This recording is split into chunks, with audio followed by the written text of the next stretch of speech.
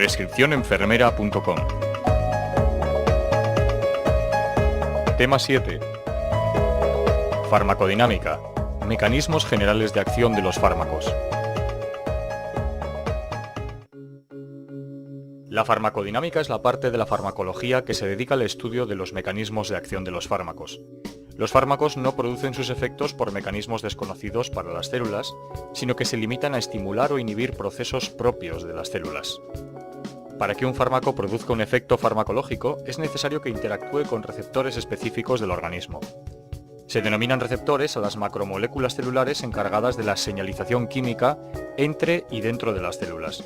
Cuando una sustancia se combina con uno de estos receptores a través de un sitio de unión específico, se produce un cambio en la función celular. Generalmente, los receptores son de naturaleza proteica. Pueden encontrarse en la membrana, en el citoplasma o en el núcleo.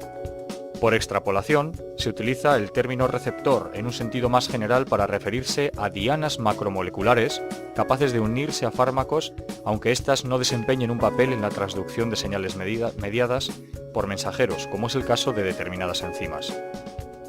Para que un fármaco se una a un receptor, este debe presentar afinidad elevada por el fármaco y especificidad para distinguir entre moléculas similares. Generalmente la unión fármaco-receptor es reversible, aunque pueden darse casos de uniones irreversibles. Para estudiar la unión de fármacos a sus receptores suelen usarse radioligandos y curvas específicas de unión fármaco-receptor. Entre las respuestas que los receptores pueden desencadenar, destacamos algunas como modificaciones en el flujo de iones, cambios en la actividad enzimática, modificaciones en la producción y/o la estructura de determinadas proteínas. El receptor, por lo tanto, tiene dos funciones fundamentales: unirse al ligando y desencadenar una respuesta.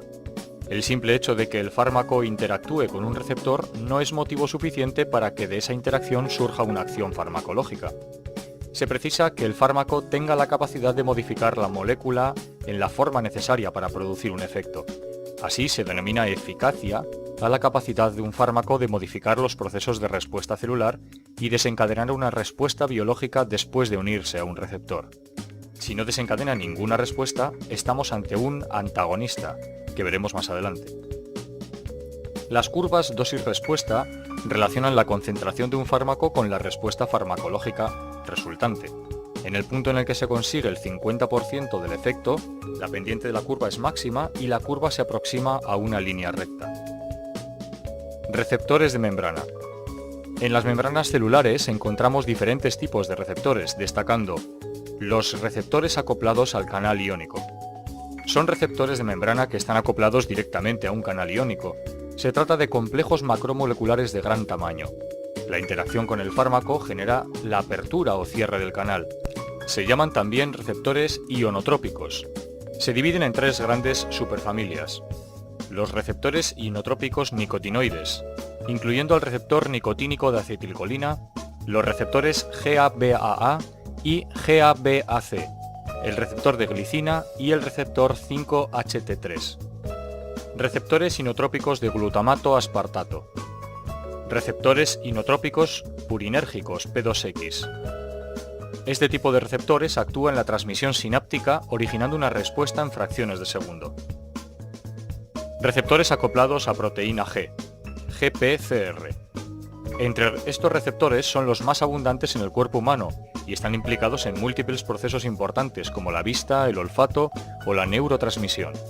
Con frecuencia, la unión del fármaco a este receptor origina segundos mensajeros, que son moléculas de señalización que transmiten la información facilitada por el primer mensajero, el fármaco, a los efectores citoplasmáticos o producen la activación de canales iónicos a través de los cuales se obtiene la respuesta farmacológica. Existen diferentes isoformas de proteína G y de la activación de unas u otras dependerá la respuesta. Una de las grandes clases de la familia de receptores acoplados a proteína G es el grupo de receptores adrenérgicos beta. Receptores con actividad enzimática. La unión del ligando al receptor produce una señal que es transmitida al medio intracelular. Esta señal produce a su vez la activación de proteínas y se produce una activación enzimática. El grupo más importante de estos receptores lo constituye la familia de los receptores con actividad tirosina-cinasa. Por ejemplo, el receptor de insulina sigue este mecanismo. Receptores intracelulares. Se encuentran en el citoplasma. Cuando se une el ligando, se trasladan al núcleo para unirse al ADN nuclear, activando la transcripción genética. Su función es regular el desarrollo y metabolismo celular mediante el control de la expresión genética. Entre ellos se incluyen los receptores para hormonas esteroideas, entre otros. Canales iónicos. Son estructuras que atraviesan la membrana plasmática a modo de poros y que permiten el flujo selectivo y rápido de determinados iones a favor de un gradiente químico y eléctrico o desempeñando un papel fundamental en la fisiología celular. Los canales iónicos pueden activarse por ligandos extracelulares, canales operados por transmisores, o como respuesta a modificaciones del potencial de membrana, canales dependientes de voltaje. Los canales iónicos son selectivos tanto para el tipo de iones que dejan pasar como para el estímulo que lo activa. En general, los canales se encuentran cerrados y se abren en respuesta a estos estímulos. Estos canales pueden encontrarse en tres estados: reposo, canal cerrado y susceptible de abrirse; activo, canal abierto; inactivo o refractario, cerrado y no responde a estímulos de apertura. Canales de potasio. Presentes en abundancia en casi todas las células. Son los más sencillos y se les considera los canales originarios. Constan de una familia de canales que permiten la salida de potasio. Son dependientes de voltaje. Su apertura y su cierre incide directamente en el comportamiento bioeléctrico de la célula e indirectamente en el comportamiento de otros canales. Dentro de los canales de potasio encontramos diferentes tipos. En primer lugar están los canales rectificadores tardíos rápidos, que se conocen como K-sub-V, y son responsables de la alta permeabilidad al potasio en la mayoría de las células excitables, permitiendo la existencia de potenciales de acción rápidos. En las células cardíacas existen canales rectificadores tardíos lentos. Otro grupo son los rectificadores de entrada, o K-sub-IR. Por último, hay otros canales de potasio dependientes de calcio. Canales de sodio. Son canales dependientes de voltaje. Su apertura produce la entrada masiva de sodio en el interior celular, originando una despolarización. Son críticos para la excitabilidad eléctrica y desempeñan un papel muy importante en la sensación dolorosa. Presentan lugares específicos de fijación para determinadas moléculas, tanto en la parte exterior como en la interior del canal. Los bloqueantes de esos canales pueden ser útiles, entre otras cosas, en el tratamiento del dolor neuropático. Igualmente, los anestésicos locales actúan bloqueando este canal e impidiendo, por lo tanto, la transmisión nerviosa.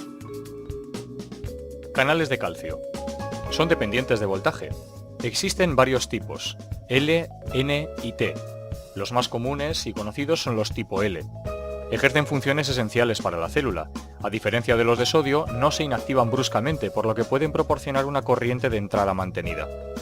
En la mayoría de las células, la corriente de calcio es regulada por estímulos externos, generalmente a través de neurotransmisores u hormonas que afectan la producción de segundos mensajeros, los cuales modulan la actividad de los canales de calcio.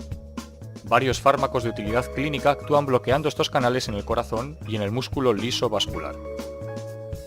Canales de cloro. Son dependientes de voltaje, pero a diferencia de los anteriores son permeables a un anión. Se oponen a la excitabilidad normal y ayudan a la célula despolarizada a repolarizarse. Además, desempeñan otras funciones homeostáticas importantes. Existen varios tipos. Fármacos agonistas, antagonistas. Fármaco agonista. Aquel que posee afinidad por el receptor y eficacia. Los efectos inducidos por estos fármacos reproducen las respuestas fisiológicas mediadas por el receptor. La intensidad del efecto farmacológico producido por un agonista define el grado de eficacia del fármaco. La potencia del fármaco es la cantidad de fármaco necesaria para conseguir un efecto determinado y está relacionada con la afinidad del fármaco por su receptor. La mayoría de los agonistas actúan uniéndose al receptor en el mismo sitio que ocupa el agonista endógeno. Fármaco agonista parcial. Posee afinidad por el receptor, pero menor eficacia que el agonista. Fármaco antagonista. Presenta afinidad por el receptor, pero o bien no desencadena ninguna respuesta, o inhibe la acción de los agonistas.